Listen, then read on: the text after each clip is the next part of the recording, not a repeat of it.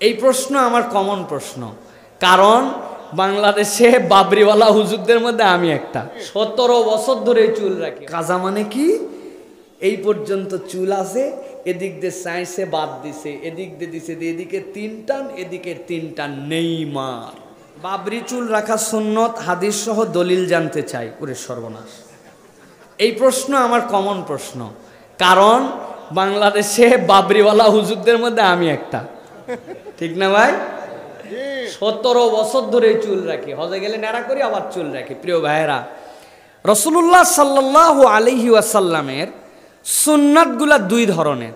একটা সুন্নাত ছিল আসার, রাসূলুল্লাহ সাল্লাল্লাহু আলাইহি ওয়াসাল্লামের নিজের প্র্যাকটিস ছিল, যে নবী করিম সাল্লাল্লাহু আলাইহি ওয়াসাল্লাম নিজে এইটা করতেন, কিন্তু কাউকে বাধ্য করেন নাই। সাহাবায়ে কেরাম ভিন্নটা করেছেন, নবীজি অন্যরকম মতামত দেন নাই, নিষেধ করেন নাই। কিন্তু নবী করিম সাল্লাল্লাহু আলাইহি ওয়াসাল্লামের একটা ব্যক্তিগত সুন্নাত ছিল, তার মধ্যে অন্যতম একটা সুন্নাত ক্বাবলান নবুওয়াহ ওয়া বা'দান নবুওয়াহ, নবুয়তের পূর্ব এবং পরে।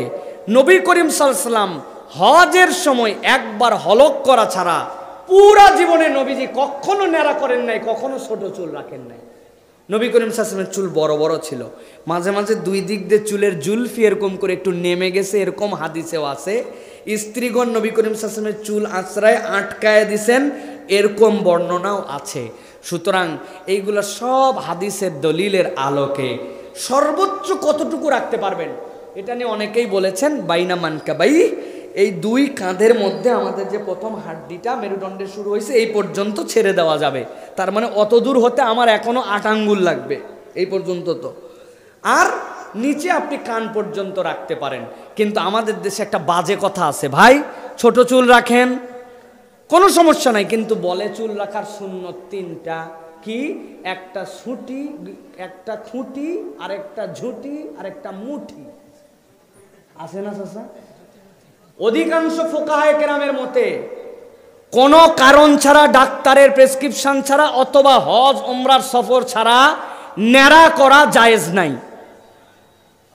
যারা বলেন ন্যাড়া করা সব জায়েজ নাই, অনেকের কথা। কেউ করছেন ভিন্ন কারণে, সাহাবায়ে কেরাম ছোট চুল রেখেছেন। তবে চুল রাখার একটা নিষেধাজ্ঞা আছে, নবীজি বলছেন তোমরা কাজা করো না। কাজা মানে কি? এই পর্যন্ত চুল আছে, এদিক দিয়ে চাইছে বাদ দিছে, এদিক দিয়ে দিছে, এদিকে 3 টান, এদিকে 3 টান, নেইমার। আছে না ভাই?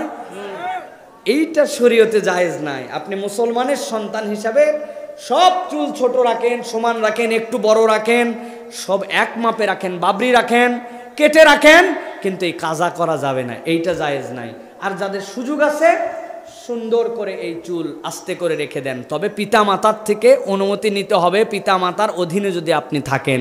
আপনি কোনো সুন্নত পালন করেন না, কিন্তু হঠাৎ করে চুলের ব্যাপারে আপনার বিরাট আকর্ষণ, কারণ এটা আপনার তাহলে সুন্নত পালন নয়, আপনার মনের হাওয়াটাকে নবীজির সুন্নতের ব্যবহার হিসাবে আপনি করতেছেন। অনেকেই আছে এরকম, ঠিক না ভাই? এই জন্য বাপ মার থেকে অনুমতি নিয়ে নেবেন। আর বিস্তারিত পড়ার জন্য একটা বইয়ের কথা বলে দেই, ইসলামে পোশাক, পর্দা ও দেহ সজ্জা, নাম মনে থাকবে? ইসলামে পোশাক, পর্দা ও দেহ সজ্জা, ডক্টর আনম আব্দুল্লাহ জাহাঙ্গীর রহিমাহুল্লাহ লিখিত বই। এই বইটা ঘরে ঘরে মা বোনদের কাছে, সকলের কাছে নিতে হবে। আপনার আমার